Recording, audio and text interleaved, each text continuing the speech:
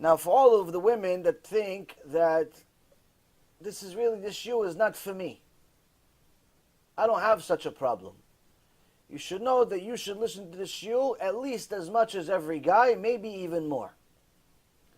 And the reason why is because, number one, the same initiative, the same evil act, according to the Torah, that seems innocent is also not allowed for women. More importantly, 99% of guys don't purely do things based on their imagination. They do things based on something they saw. That's why the Gemara in Masechet Avodah Zarah says, watch your eyes in the morning so you don't come to evil at night. Mefarshim say, what is evil? Evil is wasting seed. So anytime a woman walks around immodestly, she should know there's a very good chance that at least one guy is going to look at her. More likely it's every guy. But let's be conservative. She walks down the street, she wants to go buy a bagel from the kosher store. And she decides that the kosher store that's down the street, it's only 10 minutes from the house, is the perfect one. So she's going to walk in nice high heels to make sure that everybody knows every single step she walks, they can hear her, they can see her, and they can notice her. And she also makes sure that the skirt just barely covers her thighs, let alone doesn't even reach the knees. Or maybe she's going to wear something that's tight enough that you're not going to know if it's her skin or it's pants. We're not really sure. It's just a different color, so you can't really tell. Maybe she had a really good suntan. Anyway, she's going to arrive at the store, and along the way, Pablos and Mikhail and Alexander and Stevie and Amos and Joey, all of them, what are they? They're blind. They see this pretty woman that just looks like she came from Gan Eden. She's walking down the street. And say, Ishtabach Shemo La'ad, look how beautiful you made things for me to see, Hashem. They start making brachot for it. They start, all of a sudden, they remember all Masechet Brachot, they do brachot for everything they name, everything they enjoy. And they're going to look at her, even if it's for 2 seconds, 3 seconds, 4 seconds.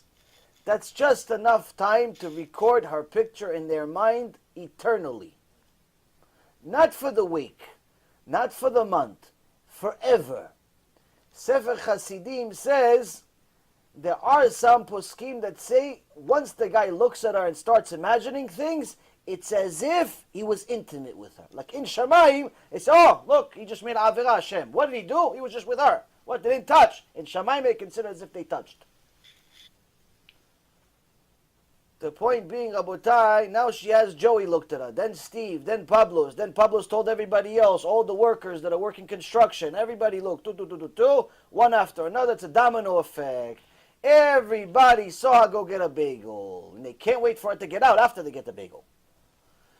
Now they're going to think about her in the most inappropriate ways, in the most inappropriate times, and every single time they look at her, it's a sin from the Torah, and they create a demon. If they actually go to the point of imagining her during a time where they think that they're doing themselves a favor, they're creating millions of demons. And every single time they create demons, those same amount of demons go into her account. They create one appears right next to her. They create two appear next to her. They create 100 million, welcome 100 million. We'll make sure we fit you into the house. This, Rabotai, is a very, very simple explanation for what the Gemara says in Masechet Chulin, page 7b. There's not a person that gets an injury on his finger down here without being decided up there. Meaning, a person needs to understand. Hashem is so careful with every single move, every single thing that happens. There is no way on God's green earth that someone could hurt even their finger. Get little pricked on their finger from the rose he bought for his wife on Friday. It's a mitzvah. But he got hurt a little bit. In Shamayim, there was a whole bedin. They had a whole bedin organized. Moshe, Aaron, David, Shlomo, everybody gathered. Okay, we have a judgment. What? We're going to decide right now, very serious judgment. Is he going to get hurt from the rose? And a little blood's going to come out. Yes or no? Favor, favor, favor. Unanimous. Let him do it. Let him get hurt. Meaning, for the rose. Now, I'm not talking about car accidents, robberies, death, sickness. I'm not talking about such big things. We don't have to go so far. We don't have to go so far, Rabotai. Something small, the Gemara says. A little blood left his finger. Somebody hit him on the side by accident. Somebody elbowed him by accident. He twisted his ankle. The nail fell off. Tooth hurts a little bit. In Shamayim, there was a whole bedin. They got together and said, guilty. Guilty. For what? Oh, cheshbon that he has. The accounting that he has in Shamayim. This means, Rabotai, that any time a woman wakes up in the morning on Tisha B'Av, she's depressed, she's annoyed, but nothing really happened yet. She can't find a zivug. She starts seeing there's a lot of hair coming out. She's going bald, but she's only 35. She doesn't know what's happening. Everybody tells her it's stress. The other people tell her change shampoo. The other people tell her maybe it's the sun. No one knows what's going on, but everybody likes to throw their opinion. Because opinions are free. She doesn't know what's going on. All of a sudden there's something on the side. All of a sudden the doctor calls and says, please come to my office without giving her an explanation. Then she comes to the office and says, listen, we saw growth. We don't know what it is. We need to investigate it. Life becomes scary. She should know. Before all of that happened, in Shamayim they had a bed din. Avraham, Yitzchak, Yaakov, all of the tzaddikim. What do you think? They just hang out, do nothing? They had a bed din. Do we give her something to get scared about or no?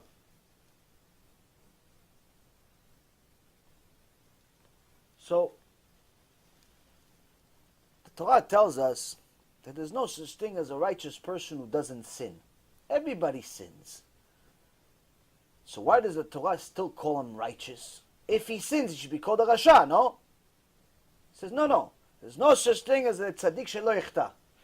He's righteous, but he sins. So why is he still a tzaddik? Because he doesn't do it on purpose. He's a tzaddik, but he makes sins, but it's not on purpose. Something slipped over here, slipped over there, word came out that's not appropriate, looked somewhere not appropriate, a second, and then looked at. He's not doing it on purpose. She's not wearing the imadas clothes on purpose, knowing that Hashem hates it. She's not doing it. She doesn't know. Her mom bought her clothes. She wears the mom. Her mom bought her clothes. I went to a playground. Hashem Yerachem. You go to a playground, you can't even go. You go to a playground, you start seeing people. Hashem Yerachem. You have to go back home. You could only go when there's nobody there. Why? Everybody forgets their clothes at home. These are the most religious people. And even when they come, you're not even sure you're allowed to be there. Why? Because their 6-year-old is barely wearing underwear and a tank top. Even if the mom remembered some of her clothes, the kid forgot the clothes, or the mom didn't buy any clothes. She bought her a tank top that you're supposed to go to sleep with, maybe. And she goes out, she walks around like this. Religious people. Religious people, I saw a couple of people, the father had a longer beard than I think some of the Gdolei Ador. But his daughter, I don't think that I would let my kids shower with those clothes. Mamas, Rabotai, I don't understand what happened to us. I don't understand what happened to Am Yisrael, that we simply forgot that modesty is important. We forgot. Well, we're here to announce once and for all it's important. It's so important that if a woman is not modest, it's impossible for her to go to Gan Eden. Meaning, even if she fulfills all of the mitzvot, Shabbat, Tarat Mishpacha, she eats kosher, Badat, she orders it specially from Israel just to make sure the Shechita is the best, and so on and so forth. If she's not modest, it's impossible for her to enter Gan Eden. And the reason why is because when she arrives to the Beit Din of Shamayim, all of the victims of her crimes also show up. Who are the victims? Carlos and Stephen and Amos and Pablos and all of the guys that were looking how to go buy a bagel. They also show up. It's like, Hashem, I'm in Gehenom. Why is she going to Gan Eden? He says, you're right. Join them. Why? They sinned. They saw you one time for 20 seconds. That was enough for them to sin for 20 years. Even when they were with their wife. So, Rabotai Karim, the sin of wasting seed, immodesty, the whole issue that we're supposed to talking about tonight, the whole issue we're supposed to do tshuva for during these weeks, during our lifetime, during as soon as possible, is as much relevant to women as it is to men. Because we're both partners in the crime.